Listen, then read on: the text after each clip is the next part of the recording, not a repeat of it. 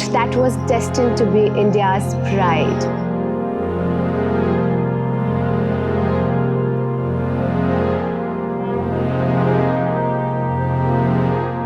A fort that crowns the blue city of Jodhpur.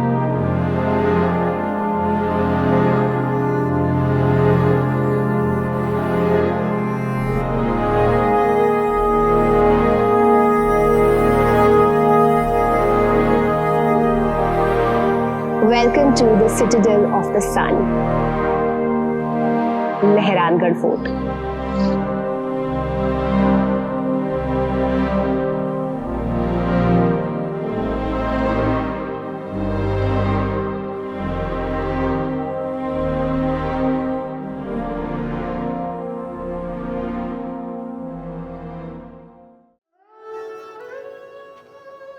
Rajasthan के हर शहर की अपनी एक अनोखी कहानी है। बस उसी कहानी को जानने इस बार दिल्ली से ट्रेन लेकर हम आ गए हैं जोधपुर, द ब्लू सिटी।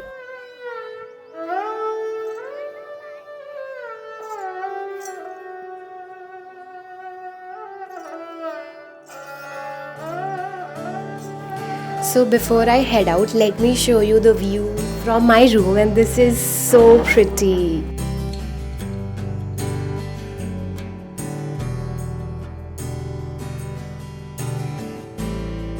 भैया मेहरानगढ़ फोर्ट चलोगे? हाँ चलो। अनारकली को दीवारों में चुनवा दिया गया था, ये तो आप सबने सुना होगा। पर एक ऐसा इंसान भी था जो अपनी मर्जी से दीवारों में दफन हो गया था। ये कहानी है राजा राम मेघवाल की। तो हम आ गए हैं मेहरानगढ़ फोर्ट और हमने एंट्री टिकट ले लिया है, जिसके चार्जेस है 200 रुपीज़ पर पर्सन। यहाँ पर गाइड के दो ऑप्शंस अवेलेबल है। एक इंसान जिसके साथ आप चल सकते हो, वो आपको इस जगह की सारी हिस्ट्री बताएगा, उसके चार्जेस है 500 रुपीज़। पर हमने यहाँ पे ऑडियो गाइड लिया है। इस डिवाइस में सब कुछ रिकॉर्डेड है। आपको हर जगह जैसे आप आगे बढ़ोगे आपको यहाँ की हिस्ट्री इस हेडफोन से सुनाई देगी और इसके चार्जेस हैं ₹180। राजस्थान की सबसे प्यारी बात मुझे लगती है यहाँ की मेहमान नवाजी। जैसे ही हम फोर्ट के द्वार पर पहुँचे, वहाँ पर दो लोग इंस्ट्रूमेंट प्ले कर रहे थे। उन्होंने मुझसे पूछा, आप कहाँ से आए हो? बिहार सुनते ही उन्होंने मेरे लिए रीजनल भोजपुरी सॉन्ग प्ले किया।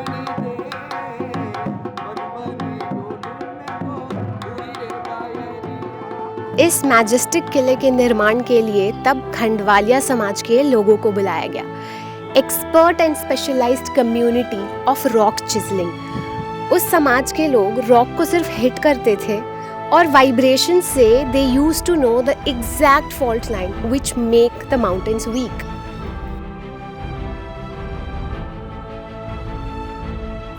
ईयर 1459 में राठौर डायनेस्टी के रूलर महाराज राव जोधा ने अपना कैपिटल मंडोर से जोधपुर शिफ्ट किया। वहीं की एक पहाड़ के चोटी पर उन्होंने एक किला बनाने का फैसला किया। वो पहाड़ चिड़ियानाथ बाबा का निवास हुआ करता था।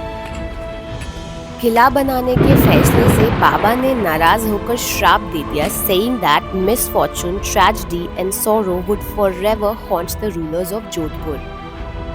वहाँ के लोगों का ये भी मानना है कि श्राप के बाद किले का निर्माण करना बहुत मुश्किल हो गया था, बार बार दीवारें गिर जाती थी। इस बात से परेशान होकर महाराज ने चिड़ियानाथ बाबा से विनती की टू लिफ्ट द कर्स। बाबा ने इसका एक उपाय बताया। अगर कोई इंसान जिंदा अपनी मर्जी से इस किले की नींव में दफन हो जाएगा, that will break the curse. तब सामने आए मेघवाल कम्युनिटी के एक इंसान, राजा राम मेघवाल। ये कहानी जानने के बाद मेरे मन में बस एक ही सवाल आ रहा था, आखिर कोई भी इंसान अपनी मर्जी से जिंदा दीवारों में दफन क्यों होना चाहेगा? इस सवाल का जवाब मुझे दिया विपिन जी ने, जो जोधपुर के ही रहने वाले हैं। उन्होंने मुझे बताया कि राजा राम मेघवाल ने महाराज से एक सौदा किया था। जी, बताया जाता है कि जब राव जोधा जी यहाँ पे फोर्ट का जब निर्माण करने के लिए आए थे, तो यहाँ पे एक तपस्वी थे जिनका नाम था चिड़ियानाथ जी, जो कि आप फोर्ट के नीचे अभी भी देख सकते हैं। उनकी धुनी वगैरह भी बनी हुई हैं और वो यहाँ पे तपस्या करते थे।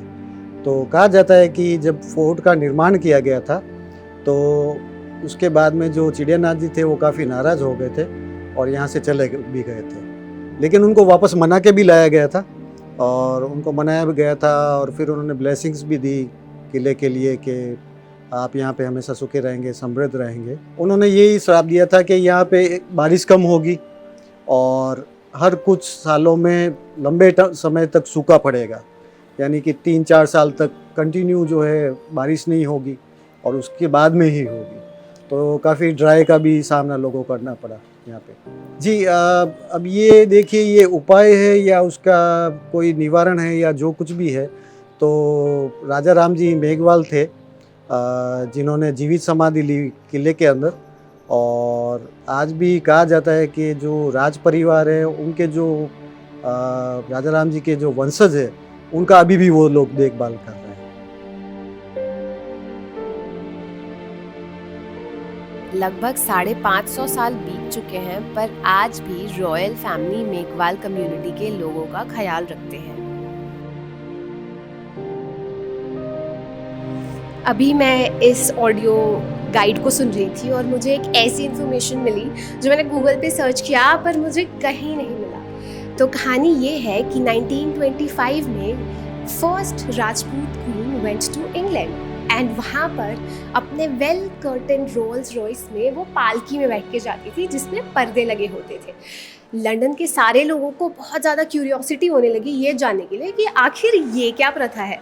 तो सारे लोग, मीडिया, प्रेस उनकी पिक्चर्स क्लिक करना चाह रही थी, but all they could capture was the ankle of the queen and they actually printed this in the tabloid. But ये बात सुनकर जोधपुर के रूलर बहुत ज़्यादा गुस्सा हो गए and he bought every single copy of the tabloid. इसलिए आज तक उस टेबलॉइड की ना तो कोई इमेज है ना गूगल पर कोई इन्फॉर्मेशन है।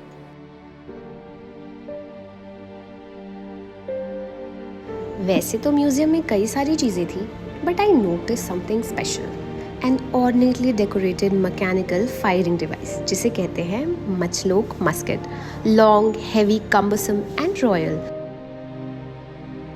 15th सेंचुरी में मुगल्स एंड रॉयल्स इस गन का इस्तेमाल किया करते थे।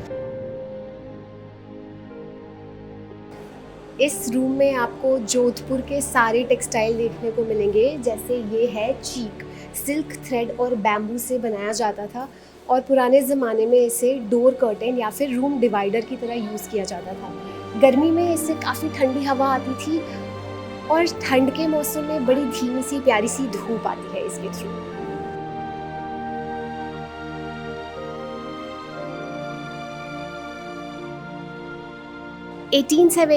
महाराजा जसवंत सिंह द सेकेंड के शासन के दौरान लोगों के पहनावे में काफ़ी बदलाव देखने को मिला। पहले लोग अगरखा और जामा पहना करते थे, बट फिर आया अचकन। अचकन, a fitted button-down ceremonial coat, opulently embroidered, replaced the older, freer-flowing jama and angrakha.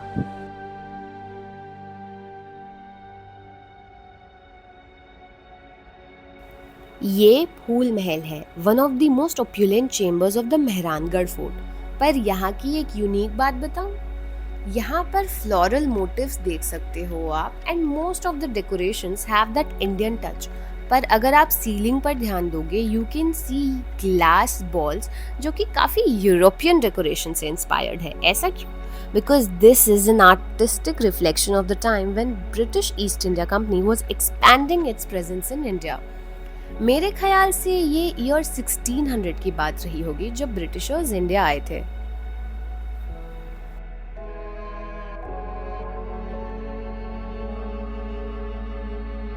ये है शीश महल, रॉयल फैमिली का प्राइवेट चेंबर हुआ करता था। 18th सेंचुरी में मारवाड़ के महाराज अजीत सिंह यहाँ रहा करते थे।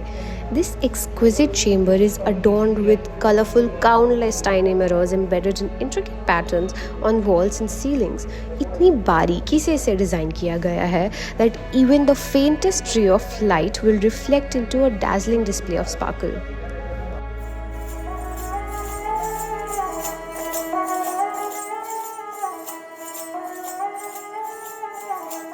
Mehrangarh Fort stands tall, echoing stories of bravery, history, and timeless grandeur. This is where Rajasthan's true heritage comes alive, and with this, my journey of exploring India continues. मिलते हैं अगले episode में।